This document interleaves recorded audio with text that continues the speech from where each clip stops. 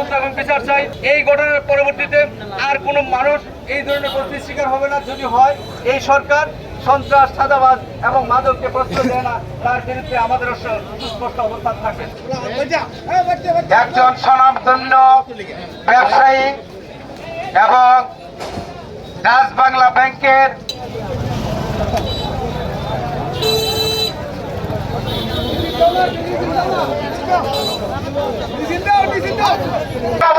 এই সন্ত্রাসী চাঁদাবাজ বাহিনীদেরকে রুখে দাঁড়াতে, ওদের বিরুদ্ধে রুখে দাঁড়ানোর জন্য, ওদেরকে অ্যারেস্ট করানোর জন্য, এদেরকে আইনের বিরুদ্ধে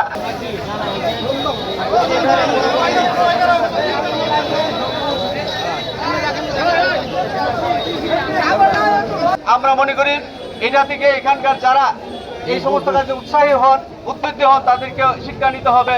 আইনের বিরুদ্ধে কেউ থাকতে পারবেন না। বাজারঘাট বাজারের শান্তিপ্রিয় মানুষ, ব্যবসায়ী মানুষ, সবাই চা শান্তি। 97, 98, 99 সালের যে কাহিনী ঘটেছিল জয়নাল বাহিনীর, এই কাহিনীকে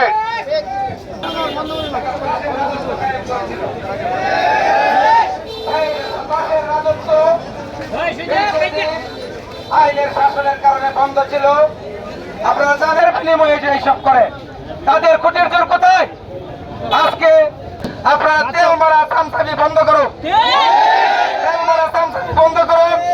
আপনারা যদি আইনের শাসন কায়েম না করেন, সন্ত্রাসীদের বিরুদ্ধে রুখে না দাঁড়ান, তাহলে আগামী দিনে আপনার কপালেও একই অবস্থা আসবে। আপনারা যদি